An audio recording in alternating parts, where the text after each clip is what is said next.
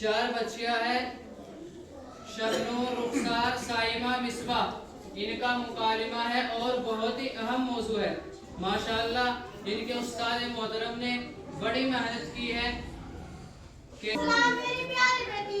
अम्मी मैं अभी ऑफिस से आई हूँ। अम्मी आज ऑफिस में इतना ज्यादा काम था कि मैं थक ही गई। अम्मी भाभी कहाँ है, दिखाई नहीं दे रही। क्या बताओ बेटी, वो तो हर वक्त सोती रहती है। अल्लाह ऐसी को किसी को ना दे। अम्मी ये रोज अल्लाह ऐसी को किसी को ना दे। कम वक्त तुम्हारी हर वक्त सोती रहती है। अम्मी ये रोज का ड्रामा है। जब भी मैं ऑफिस से आती हूँ भाभी मुझे दिखाई नहीं देती। मैं ऑफिस से इतना थक कर आती हूँ कि एक गिलास पानी भी नहीं पूछती। ना ही मुझे वक्त पर खाना मिलता है, ना ही धुले हुए कपड़े मिलते हैं। अम्मी अब तुम ही बताओ, मुझे बाजार जाना है शॉपिंग के लिए, लेकिन भाभी ने मेरे कपड़ों पर प्रेस भी नहीं की। अब मैं क्या पहन कर जाऊँ? और अम्मी आपको तो पता है कि आज मेरी सास आ रही है। घर का सारा सामान बिखरा पड़ा हुआ है, ना ही घर की सफाई हुई है और ना ही मेरी सास के लिए खाना तैयार हुआ है। मेरी सास ये सब देखेगी तो क्या सोचेगी? अम्मी आप एक बात बताओ, तुम भाभी को बहू बनाकर लाई थी या मालकिन बनाकर लाई हो? कहती है अपने और अपनी अम्मी के कपड़े खुद धोया करो। अम्मी आपने उसे सर पर इतना चढ़ा रखा है, देखना एक दिन खूब पछताओगी तुम। रुक जाओ बेटी, मैं अभी चुड़ैल की खबर लेती हूँ। मुझे तो पता ही नहीं था मेरी बेटी को इतना तकलीफ दे रही है। वो अपने आप को समझती क्या है? अरे बहू कहाँ मर गई? इधर आ, अभी खबर लेती हूँ तेरी। अस्सलामुअलैकुम। क्या बात हो गई? अभी इतना गुस्सा क्यों हो रही हो? चल बड़े अम्मी की बच्ची, एक बात बताओ, मैं तुम्हें बहू बना कर लाई थी या मालकिन बना कर लाई थी? तुम सब पर हुकूमत चलाने लग गई। और तुमने अभी तक मेरी बेटी के कपड़े क्यों नहीं तैयार करे? और तुम उसको वक्त पर खाना भी नहीं देती। ये मेरी बच्ची थका कर आती है और तुम इसको एक गिलास पानी भी नहीं दे सकती। और तुम्हें पता है ना आज इसकी सास आ रही है और तुमने अभी तक उसके लिए कोई तैयारी नहीं की। जब देखो सोती रहती है, कम वक्त तुम्हारी। दिन भर मेकअप में लगी रहेगी तो खाना कैसे बनाएगी? हाथ काले पड़ जाएंगे इसलिए बर्तन भी नहीं धोती। अम्मी आपने इसे एक हफ्ते पहले तो एक दर्जन साबुन ला कर दी थी। एक हफ्ते भी नहीं चली, सब की सब खत्म हो गई। 3 दिन पहले तो आपने इसे क्रीम ला कर दी थी, वो भी सारी मुंह पर रगड़ रगड़ कर खत्म कर ली। हाय अल्लाह, मैं तो साबुन और क्रीम ला ला कर थक गई हूँ। ऐसी मनुष्य बहू है कि सारा कपड़ा का नाश कर लिया। सारा दिन सारा कपड़ा साल कर रखती है। हर वक्त मैं तो कपड़ा चुड़ैल का, कभी करीम कभी ये खत्म कभी वो खत्म। सारा सामान खत्म करके रखती है। अल्लाह ऐसी बहू किसी को ना दे। जब से मेरे घर आई है मेरे घर की तो बरकत ही चली गई। ये तो गलत बात है अम्मी, मैं तो वक्त पर खाना भी देती हूँ और कपड़े भी धुलती हूँ। घर की सफाई भी मैं ही करती हूँ और सारे बर्तन भी मैं ही धुलती हूँ। अम्मी अभी इसके सास के आने में वक्त है, उसके आने से पहले मैं सारा काम खत्म कर लूंगी। और अगर ज्यादा काम रहा तो आप दोनों को भी मेरे साथ काम में लग जाना चाहिए, क्योंकि अकेले मैं कितना काम कर सकती हूँ। रही साबुन और करीम की तो तुम्हारा बेटा खुद ही कहता है जरा बंधन के रहा करो। अम्मी करीम में ही थोड़ी लगाती हूँ, मेरी करीम में से तुम भी तो लगाती हो। हाय अल्लाह, कैसी मनुष्य बहू है, अब मुझ पर इल्जाम लगा रही है। अरे कम वक्त में तो ला कर रहती हूँ या तुम्हारा बाप ला कर रहता है? तुम्हारे बाप ने कभी कुछ नहीं दिया।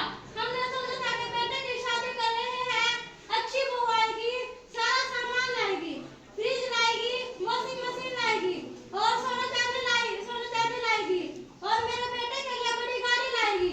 लेकिन ये भी कंजूस, इसका बाप भी कंजूस, इसके बाप ने कुछ नहीं दिया। अपनी बेटी का भी खाली आधा चलता कर दिया। और अब एक बात सुन, अपने बाप को फोन कर और उस कंजूस को बोल कि मुझे सारा सामान चाहिए। सबसे पहले फॉर्च्यूनर गाड़ी चाहिए और 5 लाख रुपए चाहिए। और सुन, जब तक फॉर्च्यूनर गाड़ी ना आ जाए मेरे किसी भी सामान को हाथ मत लगाना। अम्मी जरा सुन ले, मेरी शादी के वक्त मेरे माँ बाप से जितना हो सका उतना उन्होंने सामान दिया था। मेरे माँ बाप बहुत गरीब है, जितने रुपया और गाड़ी तुम मांग रहे हो उतना वो नहीं दे सकते। आने दे मेरे बेटे को, अगर तुमने आज ही फोन करके हमारी सारी डिमांड पूरी नहीं की तो तुझे आज ही घर से ना निकलवा दूं तो मेरा नाम भी कर लो नहीं। चल भाग यहाँ से।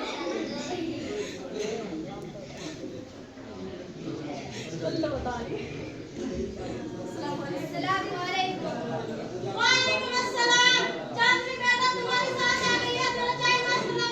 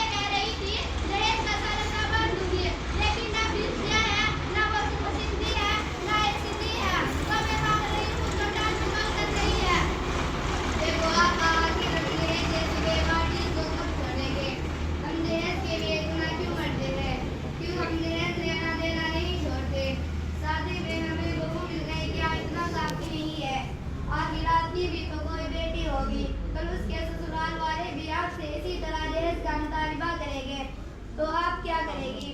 और अगर ये दहेज का सिलसिला इसी तरह चलता रहा तो और ससुराल वालों की भी ख्वाहिशें कम होने का नाम नहीं लेती है।